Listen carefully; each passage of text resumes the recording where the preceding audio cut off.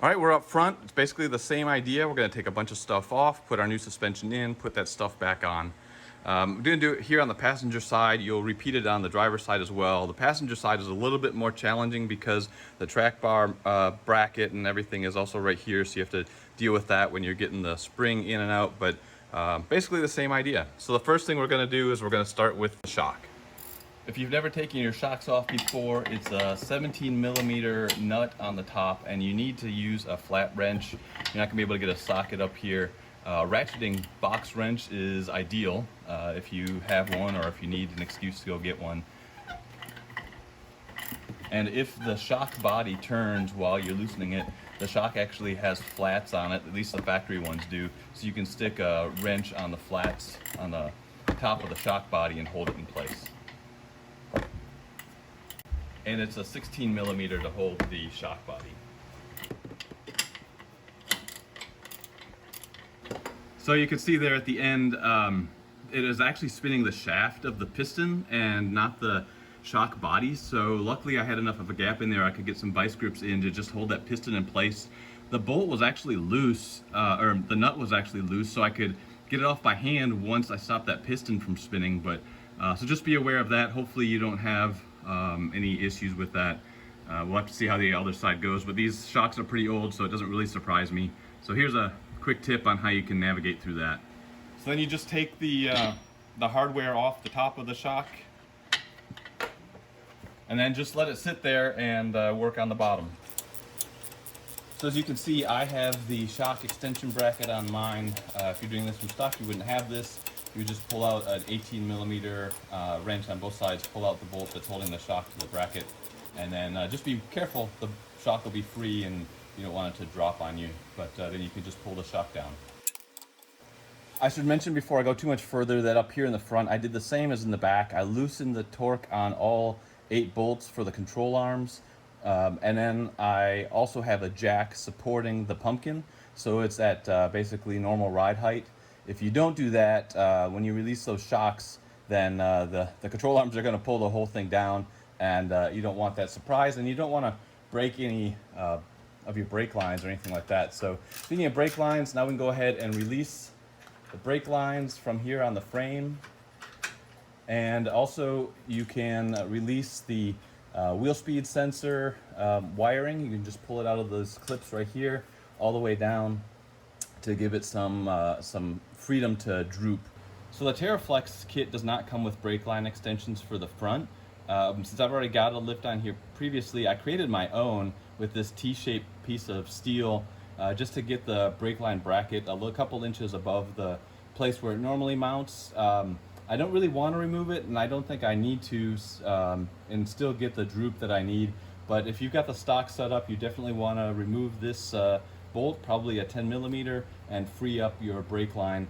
So that way there's nothing going to get hung up. And when I lower the axle, I'll of course keep an eye on it, and if it looks like it's going to cause a problem, I'll take it apart. Next up, we're going to remove the sway bar links, and mine are aftermarket. They're JKS quicker disconnects, so they just need to pull these 2 pins and pull the sway bar link off. No bolts or anything required. If you still have the stock ones, you're going to have to use, I think it's an 18 millimeter, and the if I remember right, the ball joint in there might spin, so you might need an Allen key to hold it in place. I don't exactly remember, but it should be pretty easy. So I don't have enough droop here on the passenger side to be able to get the spring out. So I'm going to go ahead and remove the passenger side track bar bolt completely, get the track bar out of here, and then that should let it come down the rest of the way that I need. With the sway bar links disconnected, the shocks out, and the brake lines free, I should be able to just lower the axle and get some droop in this and be able to pull the springs out. So I did end up pulling the brake line extension bracket that I had made apart into the 2 pieces, the frame and that T-shaped piece of sheet metal, because on the driver's side it was starting to pull on the brake line.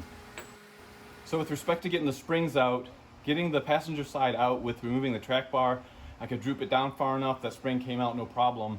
What you then need to do for the driver's side is bring your jack over to the passenger side control arm, lift the passenger side up pretty much up to the bump stop, and then you'll get the driver's side to tilt down far enough to where that spring will come right out.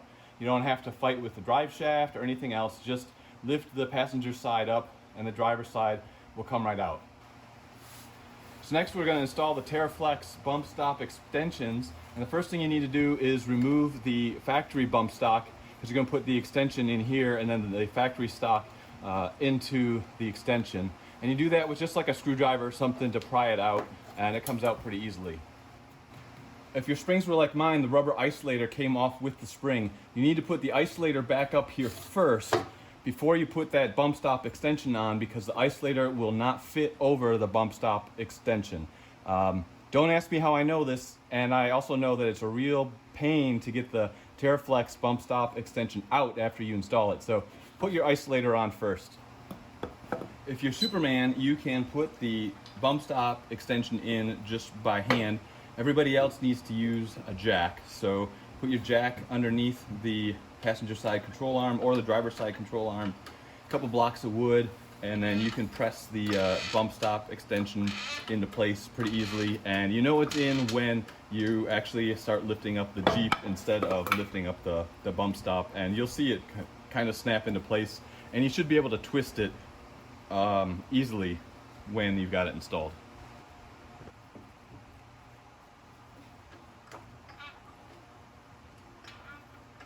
And you really have to hold that bump stop in place so it goes in straight. If it doesn't go in straight, it'll just come right back out. So one hand on the jack, one hand on the bump stop to hold it going in straight, and you'll feel it kind of just pop right in. So once you've got the bump stop and bump stop extension installed, your isolator is up on the frame. Just go ahead and make sure that you're at full droop on whatever side you're working on. And go ahead and insert the spring. The smaller diameter goes at the top, the larger diameter goes at the bottom. The isolator at the top has a cutout for the top of the spring, so you make sure you get that lined up. And then the cup at the bottom on the axle has a cutout for the bottom of the spring as well, so make sure that that is lined up as well. Do that on both sides, and that's really all there is to it for getting the springs installed. When we go to put the shocks in, you will also get 2 washers, 2 bushings, and a nut. And just to show you up close, these bushings have a larger extrusion and a smaller extrusion. The smaller one goes up against the washer, and the larger extrusion goes between the brackets, and it'll fit right into the hole in the bracket. So make sure you install it this way and don't get them upside down. With the axle fully drooped, we'll go ahead and install the shocks right now. Start by installing at the top, and then you'll jack up the bottom of the axle to get the bolt hole to align for the bottom shock bolt. When you're raising the axle, you also want to keep looking at your springs and make sure they're twisted still, so that the top and bottom are in the pockets of the rubber isolator and the lower frame bracket. The torque, once you get it all done, the torque at the top is 20 foot-pounds and the torque at the bottom is 56 foot-pounds. There's really no way to measure the torque. 20 foot-pounds at the top. Really, you just want to see when those bushings start to bulge a little bit, then that's good, that's where you want to be. And then you can do 56 foot-pounds there at the bottom bolt. Next up is to reinstall the brake lines, and if you've got a brake line extension that you built yourself, make sure you put that back together. Otherwise, the factory frame mounted bracket will go in place, and then you just connect the other one to the side of the fender. With the shocks and springs installed, the brake line back in place, the only thing left to do is reinstall the bolt for the track bar and reconnect the sway bar links, and then retorque all the control arm bolts. It's a lot easier to put the tires on and set this thing on the ground, and you can see that the track bar is nearly in the hole. They're nearly lined up. So what I need to do now is just get in the Jeep and steer a little bit, and that will, since the tires aren't going anywhere, that'll actually shift the frame over a little bit, and it should line up those holes. Might have to play with it for just a little bit, but it's easier to do that than try to mess with ratchet straps. Okay, go ahead. Go the other way. Yeah. Keep going. Keep going. Keep going. Okay, stop right there and hold it.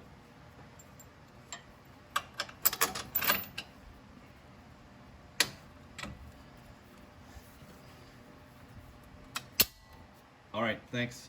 That's it. Yep. All right, all the control arms are torqued and the track bar. Track bar is torqued to 125 foot-pounds.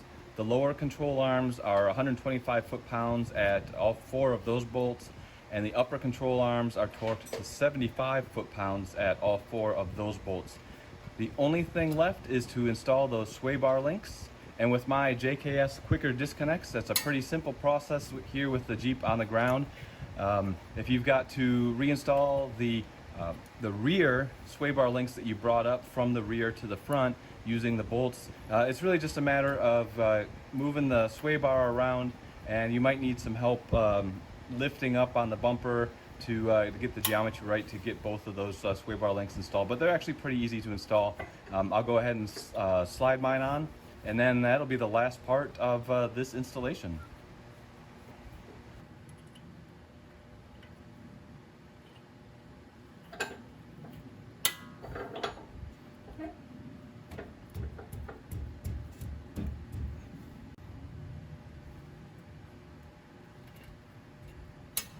And that is it for this installation video, guys. 2.5-inch Teraflex suspension lift with shocks and everything. Pretty simple to install, but it did take me a good amount of time, maybe 10 hours total. That includes time it took me to do the video, do the front and the back and everything else. Really happy with the way it turned out with the old movie prop. This is the black mark I was talking about in the beginning. It didn't really change a whole lot, and in fact the rear end stayed about the same height, but the front end did come up about 7/8 of an inch. Some people in other videos have commented about pinion angles. I measured mine before and after. 8 degrees in the back, 2 degrees in the front. It did not change at all when I replaced the lift. If you have any comments or questions, drop them in the comments section. The video description has torques and parts and tools and all that good stuff. And if you like the channel and want to support it, please give this video a thumbs up. Consider subscribing. And of course, financially, you can hit super thanks or buymeacoffee.com. But until the next video, there's lots more projects to come. You guys take care, and we'll see you next time.